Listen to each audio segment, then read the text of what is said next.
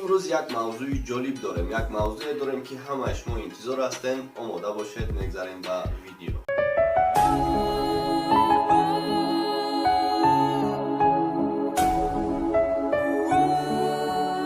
دوستان عزیز، پیش از ویدیو رو سر کردن درباره شرکتمون برای شما معلوم کنم.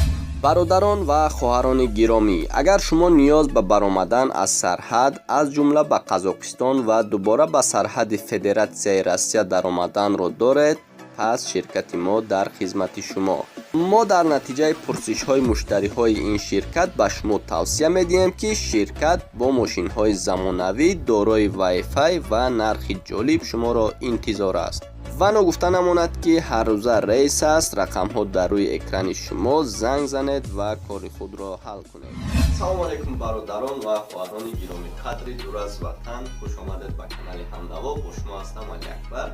امروز درباره فیلمی همیان و فیلمی صداقت برای شما یک معلومات میدم. دوستان عزیز، در کامنتاریا و در اینستاگرام به من زیاد اسمس میآید آیا فیلمی صداقت و فیلمی همیان دوام میدهد یا نه. اول میگذاریم به فیلمی همیان.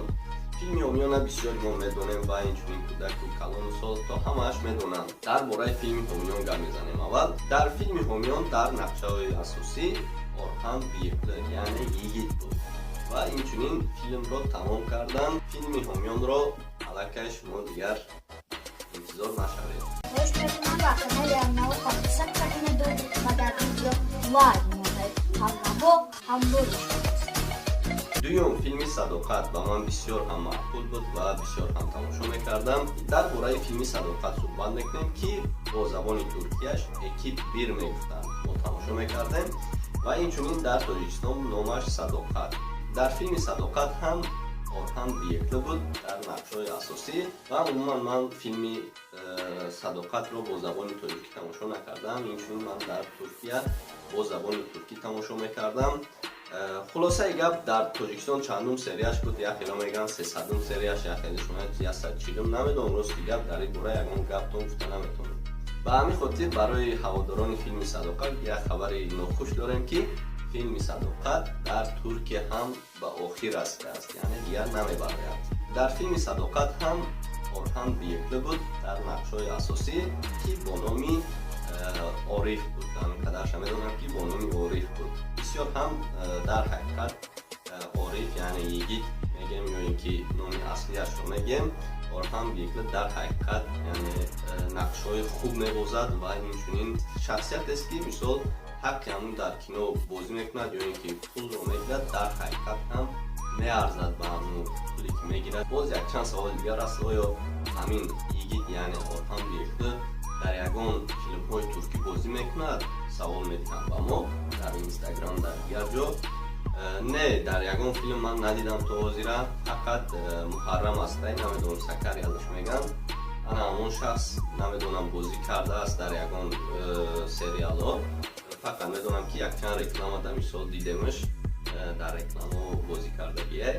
من فکری خودم رو میگم فیلم صداقت در حقیقت مثال در درون فیلم هم عاشقی است، هم زیقی است، هم خرسندی است. راستی این خیلی فیلم رو تماشا میکنی، راست دیگه میگی که همین مثال کای میروی سریال گرش که مقصد تماشا کنیم، اما متاسفانه تمام شده است.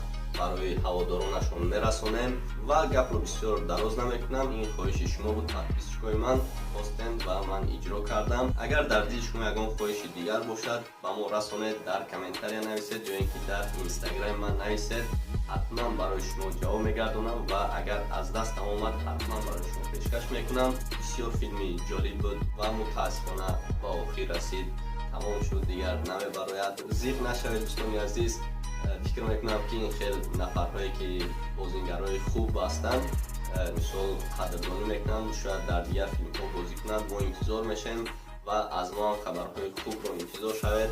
تنها برای دستگیری لایک و نزدیکان خود رو هم گپ زنید، در ویدیو ما لایک کنید، در کانال ابونه شوید، با خیلی سربلند و خانه آباد باشید.